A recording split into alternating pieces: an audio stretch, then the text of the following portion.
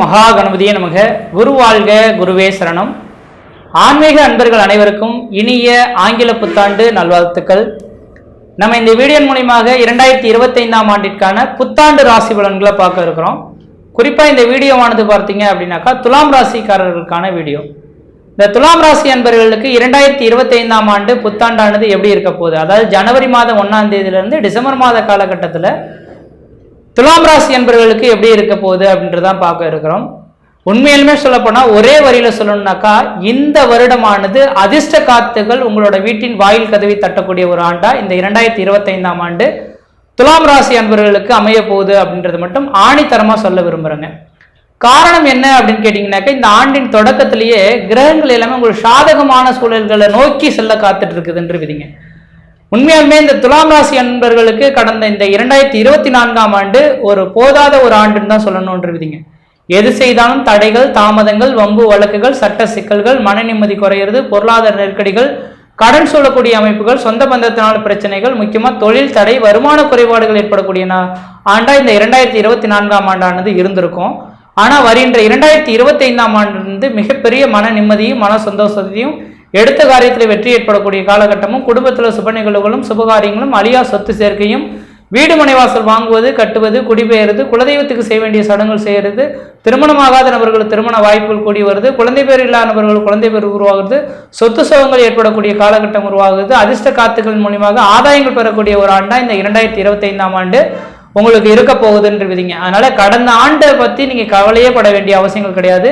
இந்த 2024ஆம் ஆண்டு கடந்ததாகவே இருந்துட்டு போகட்டும். ஆனால் 2025ஆம் ஆண்டு உழைக்கிறதுக்கு காத்திருந்தீங்கன்னாக்கா இந்த கிரகங்கள் எல்லாமே உங்களுக்கு கொடுக்கறதுக்கு காத்துட்டு இருக்குன்னு மட்டும் ஆணித்தரமாக சொல்ல விரும்புகிறேங்க. என்ன விதிகள் அப்படின்னாக்கா இந்த 2024 ஏன் சார் எங்களுக்கு சாதகமற்ற அமைப்புகள் ஏற்பட்டதுனாக்கா எப்பொழுதுமே 3, 6, 8, 12ஆம் இடங்கள்ன்றது மறைவு ஸ்தானங்கள் அப்படின்றது எழுதப்பட்டுள்ளதுங்க. அப்ப 8ஆம் இடத்துல கடந்த ஒரு வருட காலமா இந்த குரு பகவான் உட்கார்ந்து இருந்தாருன்னு சொல்லணும். இந்த ஆண்டின் தொடக்கத்திலையும் இருக்க போறார், ஒன்றும் தவறு கிடையாது. ஆனா இருந்துட்டாலும் 2025 மே மாதத்துக்கு பிறகு இந்த குரு பயிற்சி உங்களுக்கு நடக்கக்கூடிய இந்த குரு பயிற்சி மிகப்பெரிய ஒரு வளர்ச்சிக்கான ஒரு பயிற்சி அப்படின்றது மட்டும் ஆணித்தரமா சொல்ல விரும்புறேங்க. என்ன காரணம் அப்படின்னு கேட்டீங்கன்னாக்கா 8ஆம் இடம் நட்டம், அவமானம், விரயத்தை சொல்லக்கூடிய இடங்க.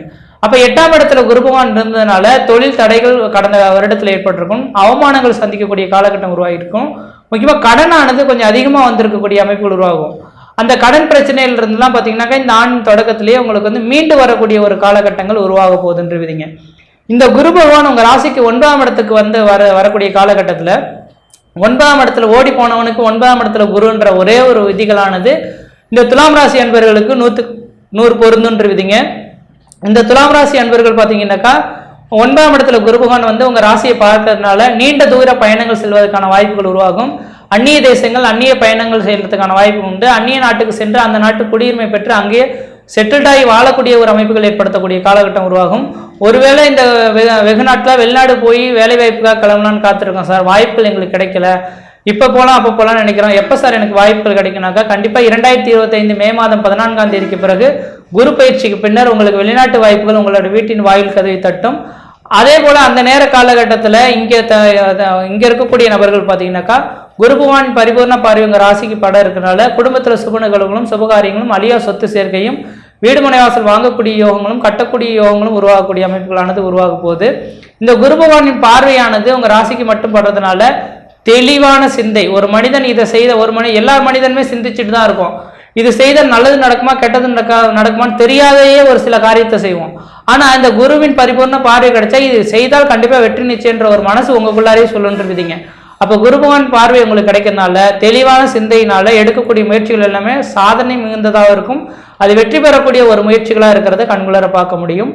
அதே போல 3ஆம் இடமானது ஒரு மனிதனுக்கு வெற்றி ஸ்தானம்னே எழுதப்பட்டுள்ளது. 3ஆம் இடம் முயற்சி ஸ்தானம், வெற்றி ஸ்தானம் சொல்லக்கூடிய இடங்க. அப்ப 3ஆம் இடத்தை 3ஆம் அதிபதியே பார்க்கப்படுறார், 3ஆம் இடத்தை குரு பகவானும் பார்க்கப்படுறார் என்று விதிங்க. அப்ப 3ஆம் இடத்தை குரு பகவான் பார்க்கப்படுறதுனால அந்த எடுக்கக்கூடிய முயற்சிகள் எல்லாமே வெற்றிகளை ஏற்படுத்தக்கூடிய காலகட்டங்களாக உருவாகும். உங்களோட இளைய சகோதரத்தின் வாயிலாக துலாம் ராசி என்பர்களின் இளைய சகோதரத்தின் வாயிலாக பார்த்தீங்கன்னா உங்களுக்கு அதிர்ஷ்ட வாய்ப்புகள் உங்களோட வீட்டின் வாயில் கதை தட்டக்கூடிய அமைப்புகள் உருவாகும். உங்களோட வயதுல இளையவர்கள்னால இந்த வருடமே உங்களுக்கு வளர்ச்சிகள் ஏற்படுத்த வரக்கூடிய காலகட்டங்களாக உருவாகும் விதிங்க. அதே போல பார்த்தீங்கன்னாக்கா இளைய சகோதரத்துக்கு வெகு நாட்டில் திருமணம் ஆகாமல் இருந்ததுனாக்கா அந்த நபர்களுக்கு திருமண வாய்ப்புகளும் அவங்களோட தொழில் வளர்ச்சியும் ஏற்படக்கூடிய காலகட்டம் உருவாகும். அதே போல இந்த நேர காலையில் பார்ட்னர்ஷிப் சம்பந்தப்பட்ட தொழில்கள்லாம் பார்த்தீங்கன்னா உங்களோட வயதுல மூத்தவர்களை காட்டிலும் இளையவர்களோட சேர்ந்து பார்ட்னர்ஷிப் தொழில் செய்தீங்கன்னாக்கா அதனால ஆதாயங்கள் பெறக்கூடிய ஒரு காலகட்டமாக உருவாகுன்றீங்க. அடுத்ததாக பார்த்தீங்கன்னாக்கா 9ஆம் இடத்துல இருந்து 5ஆம் இடத்த குரு பகவான் பார்க்குறார். வெகு நாட்களாக திருமணம் ஆகிடுச்சு சார், குழந்தை பேரே இல்லைன்னு சொல்லக்கூடிய நபர்களுக்கு புத்திர சந்தான விருத்தின்னு சொல்லக்கூடிய 5ஆம் இடத்த குரு பகவான் பார்க்கறதுனால இந்த வருடத்துல உங்களுக்கு குழந்தை பாக்கியம் கருத்தரிக்கிறதுக்கான வாய்ப்புகள் உருவாகிறதுக்கான வாய்ப்புகள் உண்டுன்றீங்க. அது மட்டும் போதான்னு வெகு நாட்கள் திருமணமே எனக்கு நடக்கல சார், திருமணம் நடந்தாதானே நடக்கும், 8ஆம் இடத்துல குரு இருக்கனால கடந்த வருடம் எல்லாமே திருமணம் நடக்கணும்னு சொன்னாங்க. இதுக்கு பிறகு திருமண வாய்ப்புகள் எங்களுக்கு கிடைக்குமா அப்படின்னு எதிர்பார்க்கக்கூடிய நபர்கள் திருமண வாய்ப்புகளும் கூடி வரும். குழந்தை பேர் அமைப்புகளும் ஏற்படுத்துறதுக்கான வாய்ப்புகள் உருவாகும். சொந்த பந்தத்தினால பிரச்சனைகள் பிரிவுகள் இந்த நபர்கள்லாம் ஒன்று சேரக்கூடிய காலகட்டம் உருவாகும்.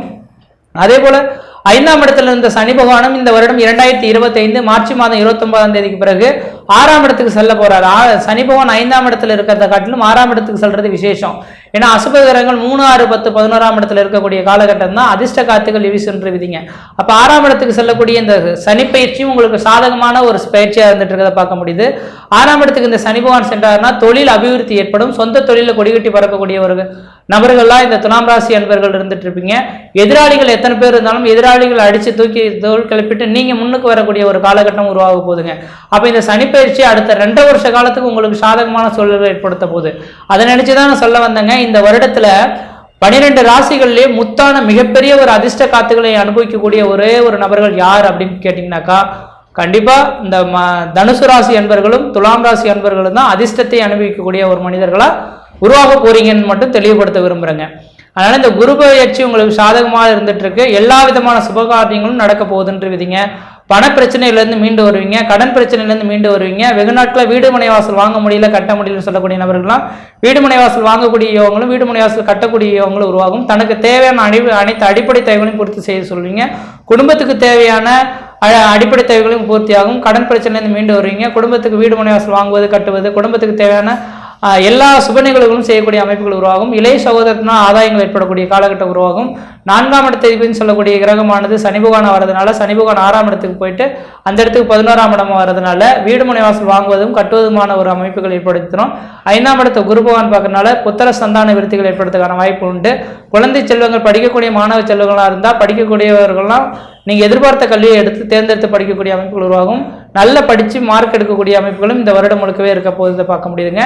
6ஆம் இடத்துல சனி பகவான் இருக்கிறதுனால நோய் நொடியால் பாதிக்கப்பட்ட நபர்களாக இருந்தீங்கன்னா இந்த நேர காலங்களில் நோய் நொடியை விட்டு விலகி வரக்கூடிய காலகட்டம் உருவாகும். எதிராளிகள் எத்தனை பேர் இருந்தாலும் அதை வெல்லக்கூடிய ஒரு அமைப்புகள் ஏற்படுத்திடும். 7ஆம் இடத்தை சொல்லக்கூடிய கிரகமானது திருமணமாகாத வெகு நாட்களில் காத்திருங்கனாக்கா கண்டிப்பாக திருமண வாய்ப்புகள் கூடி வரதுக்கான வாய்ப்பு உண்டு. சமுதாயத்தில் உங்களுக்குன்ற மதிப்பு மரியாதை கௌரவம் அந்தஸ்து புகழ் உருவாகக்கூடிய காலகட்டம் உருவாகும்.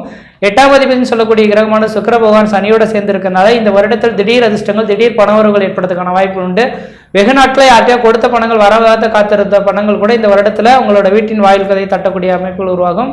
வெளிநாடுகளில் வசிக்கக்கூடிய நபர்களுக்கு திடீர் அதிர்ஷ்டங்கள் திடீர் பண வரவுகள் லாட்டரி யோகங்கள் ஏற்படுறதுக்கான வாய்ப்புகள் உண்டு. 9ஆம் இடத்துல குரு பகவான் இருக்கனால வெளிநாடு சென்றீங்க அப்படின்னாக்கா அந்த நாட்டு குடியுரிமை வாங்கி அங்கேயே வாழ்வீங்க. அந்த நாட்டினால நீங்க கௌரவப்படுத்தக்கூடிய அமைப்புகள் உருவாகும். 10ஆம் இடத்தை சொல்லக்கூடிய கிரகம் சந்திர பகவானா இருந்து குருவுக்கு 2ஆம் இடமா வர்றதுனால தனத்துக்கு எந்த விதத்திலும் குறைவு இருக்காது. பொருளாதாரத்தினால அபிவிருத்திகள் பெறக்கூடிய காலகட்டம் உருவாகும். தொழில் வளர்ச்சியும் ஏற்படக்கூடிய காலகட்டம் உருவாகும். இந்த வருடத்துல பாத்தீங்க அப்படின்னாக்கா லாபங்கள் உங்களை நோக்கி தேடி வரக்கூடிய காலகட்டம் உருவாகும். லாபத்தை நோக்கி நீங்க தேடி போக வேண்டிய அவசியங்கள் கிடையாது.